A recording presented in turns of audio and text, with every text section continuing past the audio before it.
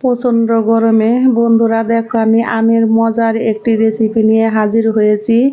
আর এই কাঁচা কাঁচা আম দিয়ে বন্ধুরা এত মজার একটি রেসিপি হয় তোমরা না খেলে কেউ বিশ্বাসই করবে না।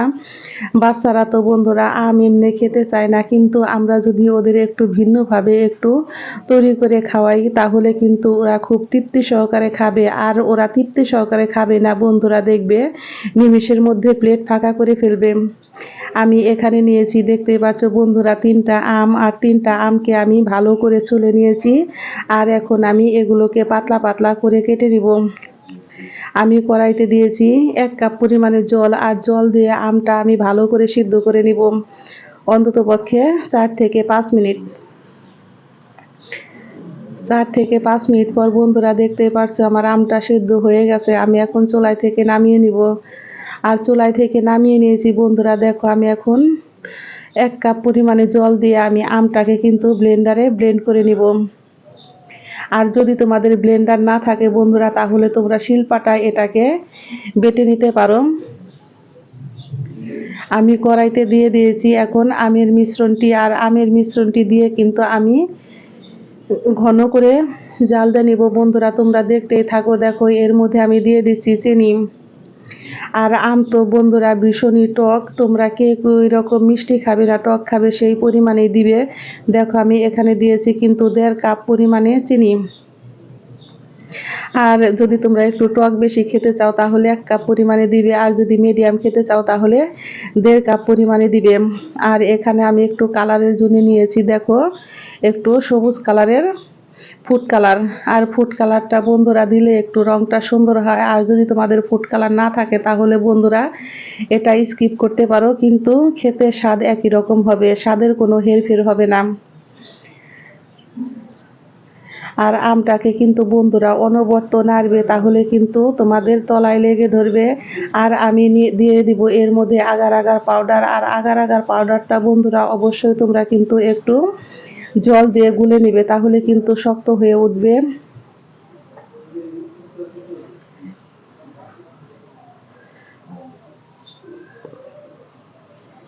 আমি এখন মিশ্রণটি আস্তে আস্তে ঢেলে দিব। আর আস্তে আস্তে আমি কিন্তু অনবরত নাড়তে থাকবো বন্ধুরা। এই পর্যায়ে যদি তোমাদের বন্ধুরা ভালো লেগে থাকে তাহলে অবশ্যই অবশ্যই আমাকে একটা লাইক করবে, কমেন্ট করবে, শেয়ার করবে, এবং যারা আমার নতুন বন্ধু আছো তারা আমাকে একটা সাবস্ক্রাইব করতে ভুলবে না। আমার আমের পুডিং কিন্তু একবারে রেডি হয়ে গেছে বন্ধুরা, দেখতেই পারছো কতটুকু ঘনত্ব আমি রেখেছি।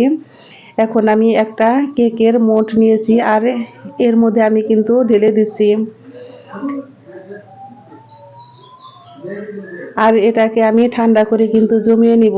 আর নিয়েছি এখানে আমি 1 লিটার পরিমাণে বন্ধুরা দুধটাকে দেখো বন্ধুরা আমি জাল করে কিন্তু ঘন করে কমিয়ে নিয়েছি। আর এটা দেখো আমার জমে গেছে। আমি এখন ছুরির সাহায্যে 4 পাশ কিন্তু একটু ঘুরিয়ে ছাড়িয়ে নিচ্ছি। দেখো বন্ধুরা কত সুন্দর জমে গেছে। আর একটু কিন্তু ছুরির সাহায্যে আমার ঘুরাই নেওয়াতে কিন্তু একদম কত সুন্দর দেখো খুলে গেছে।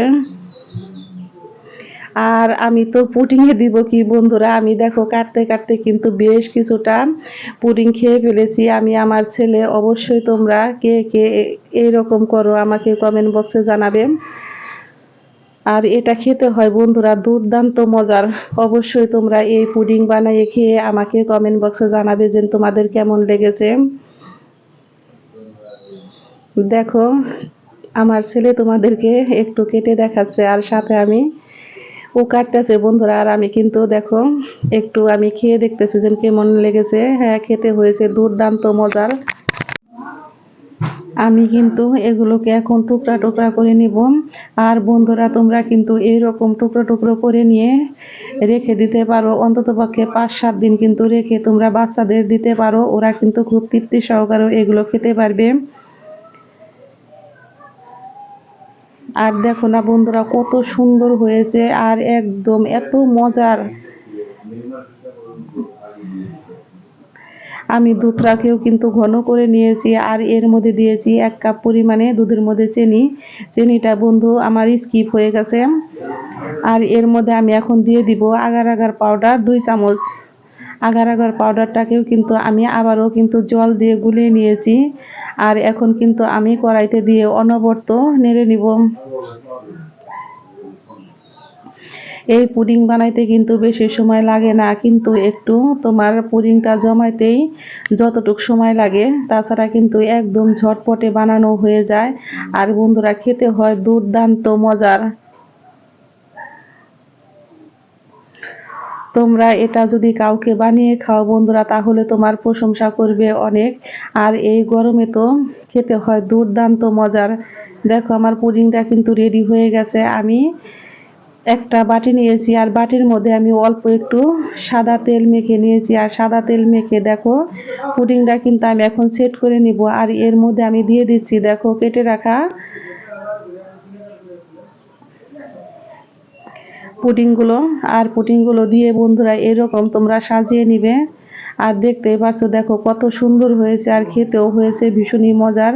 আমি এইভাবে বাহিরে রেখে দিব 1 থেকে 1.5 ঘন্টা। আর 1 থেকে 1.5 ঘন্টা পর বন্ধুরা অবশ্যই তোমরা একটু নর্মাল ফ্রিজে রেখে তারপরে তোমরা সেট করে নিবে।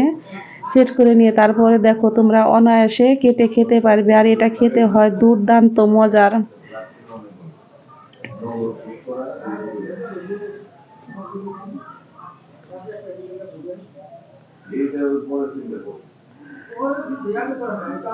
দেখো আমি তোমাদেরকে একটু কেটে দেখাচ্ছি।